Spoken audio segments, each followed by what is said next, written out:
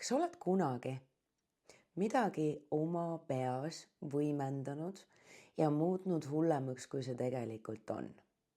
No oletame, et näiteks sa läksid eile uude kohta tööle ja siis need inimesed ei olnud üldse nii ägedad, nagu sa ootasid.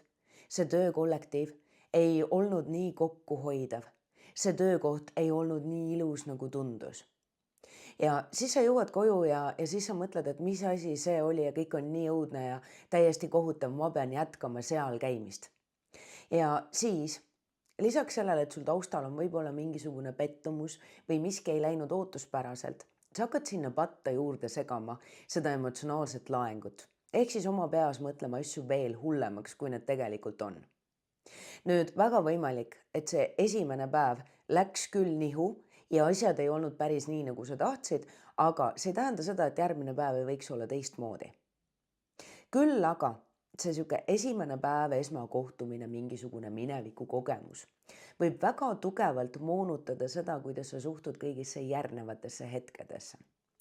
Ehk siis sa võid väga tugevalt moonutada oma tegelikkuse taju läbi selle, et sa võimendad seda olukorda läbi sisemiste lugude rääkimise ja selle emotsiooni läbi kerimise.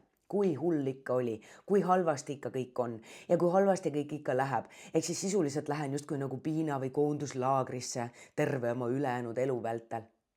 Ja siis sa lähed juba eelarvamuse emotsionaalse laenguga, mis tähendab seda, et teine, kolmas, neljas, viies ja kõik järgnevad päevad saavad muutuda ainult hullemaks. Ja mitte sellepärast, et see ongi hirmus koht, vaid sellepärast, et sa ise lood selle meelestatuse enda sisemaailmas. Ja minu meelest on ülioluline neid hetki enda puhul hakata tabama ja ennast väga teadlikult korrale kutsuma, et mitte üldistada mingit mineviku pettumust või ühekordset olukorda kõigile tuleviku olukordadele.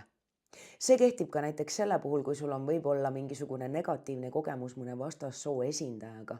See tegelikult ju ei tähenda seda, et kõik vastassoo esindajad vastaksid nendele kriteeriumitele või oleksid sellised.